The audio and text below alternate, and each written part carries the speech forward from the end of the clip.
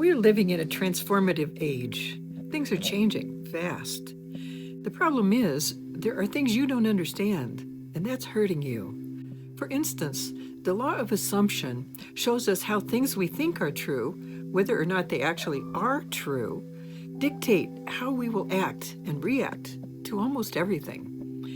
If we simply assume that the things we hear and see are true and start to believe them without finding out whether or not they are actually true, we're doomed to blind ourselves and follow dark paths to destruction. In fact, this is what is happening right now all around the world. Now, the thing is, the law of assumption works, whether you believe it or not. It's one of the universal laws that governs how things work in the world. So you don't have to believe it works. You just need to understand and start being aware of what you think is true and do some deeper digging to find out if it is or not. And by that, I don't mean find 100 people who believe the same things you do. That's not going to help. What you need are more ways to discover what is true and what is not. I'll talk more about that later in this webinar. So this is problem number 1. Problem number 2 comes from things you don't know about healing. The best way I can describe this problem is to tell you what one of my Native American teachers told her students. The first rule of healing is that you must wait to be asked before you do anything. The reason for this is, until a person is actually ready to heal, nothing you do or say will help them, no matter how sick they are or how much they are hurting or want relief. Once they ask for help, that is the sign that they are ready to be healed, and then you can offer help, but not before. Now, the thing is, people won't ask for help unless they know there's a problem, even if that problem is actually hurting them. Then it's a matter of how much pain they're in. Eventually, when the pain gets too bad, people do ask for help. But until then, there's not much that can be done to help. The other part of the problem with healing, and this is a separate problem, so we can call this problem number 3, is that often you don't know what's causing the pain. Here we go back to problem number 1, where you think that your pain is because of a certain reason or situation, when the truth is something different. I'll give you a good example of this. A few years back, I started having trouble with my digestion. It was bothering me, and I thought maybe it was because of what I was eating. So I changed my diet and stopped eating things that I thought might give me indigestion, but that didn't help. Then I also started having back pains. I thought maybe it was because I was lifting some heavy boxes and my muscles were sore from it. But then I suddenly started throwing up, and that is definitely not normal for me. I thought maybe I had the flu, and it got worse. So I went to the emergency room to have a doctor look at me, where, much to my amazement, it turned out that I had an infected gallbladder, and it was about to burst. Needless to say, I'm very glad that I took action because, honestly, I had no idea that I had a problem with my gallbladder. I thought all along it was something else, and I would never have suspected gallbladder problems because, well, for one thing, maybe I didn't know very much about gallbladders and how they work.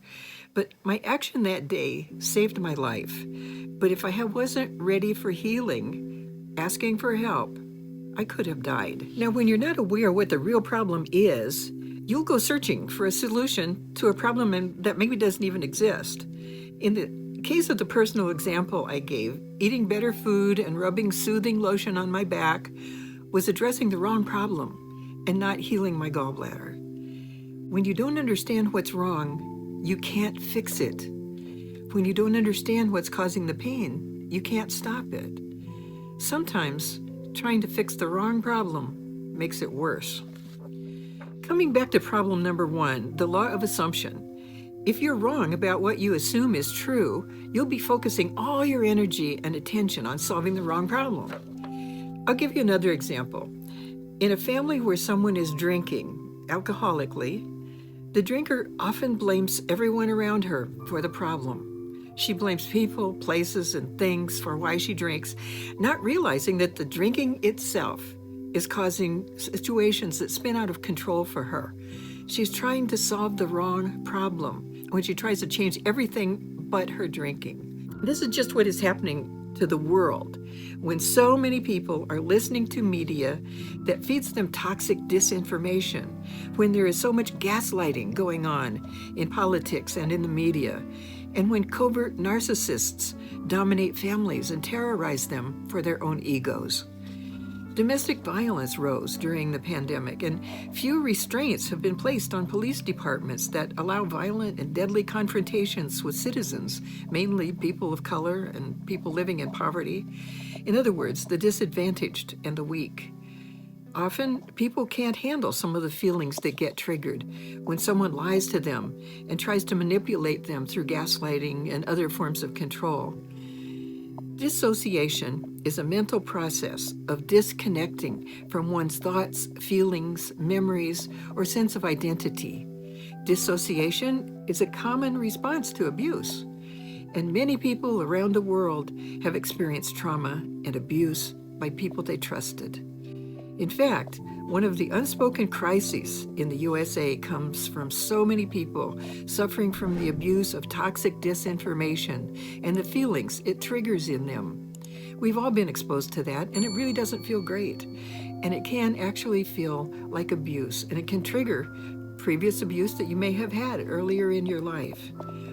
If you are someone who has listened to the toxic disinformation and has not bothered to find out whether or not it's true, then you will be trying to either fix problems that don't exist because they're just fantasies that someone else is feeding you with information that isn't even true, or else you won't be trying to solve the problems that are real.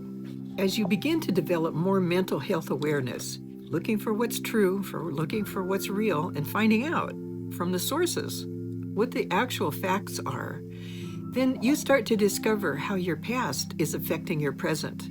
You start to discover that decluttering the mind is a daily practice that brings you out of the chaos and confusion and leads you to a journey of wholeness. We live in a time when the cosmic energies are supporting this kind of healing, this kind of deep change, not just for individuals, but for the whole cultures, whole societies, for the whole world. On the spring equinox of 2023, Pluto entered the sign of Aquarius, and the energy it brings to all of us is going to transform everything. This transformation works in 3 stages, and I want to take just a moment to talk about that because it helps to understand what is happening and how to work with all the powerful energies we're experiencing right now. What Pluto helps us to transform is to put things into perspective and to take ownership of the change process, both personally and globally. The 3 stages of transformation we'll be experiencing through the Pluto cycle that we just entered are 1, disempowerment, when we experience fear, angst, uncertainty, and powerlessness. I know many of us have been experiencing that for a while now. And this is the first stage of change, of transformation. So just know that this is a normal part of a huge process that we're all going through. And the more we can understand it and deal with it, the better we are going to be able to heal our own personal problems as well as the problems we face in the world. The second stage of transformation, this great change, this wave of change that we're experiencing now in the planet, is awareness. When we experience release or catharsis, and we can gain a new understanding of ourselves at a much deeper level. This is a necessary step that we will all be going through in our planetary change that we're experiencing, and we need to go through it personally as well. Become aware of what's true for us. And the third stage of transformation that Pluto brings to us and these new energies that we're experiencing now is transformation through action. This is when we find a sense of flow and we begin to feel energized and alive. This is the result of the kind of transformative energy that we're experiencing right now. As individuals and as cultures, the whole world can experience a sense of freedom and aliveness that we've never known before. What a great time. So we have some cosmic help in finding wholeness within yourself, and this means that this is your time. This is the time to learn how to gain wellness and wholeness and transform whatever feels broken to wholeness. Intentional living is your clearest path to spiritual growth. Decluttering the mind takes some work, but it feels so good to be clear that you'll want to do it. The law of assumption works both ways. You can assume something that is not true, or you can choose to find out what the truth is and start believing that instead. You can start a process of slow living, making each moment count, and become the kind of person you can respect and that others trust because they know you are a high-value woman or a high-value man who has done the work on themselves to heal and become whole and healthy. To live wholeness is a very different way of life than feeling scattered and pulled in all sorts of directions. Instead of being at the mercy of outside influences, you become self-directed and guided by higher values. You know who you are, you trust yourself, and you have others around you who have earned your trust in return. This kind of life is deeply satisfying, and it's your time to create it.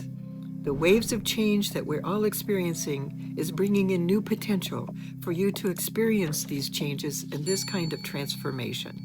If you want some serious traction for the next steps of your journey, I'd like to invite you to join me for my 6-week masterclass. It's called Unlock Your Inner Strength, a transformative guide to overcoming adversity and healing your life.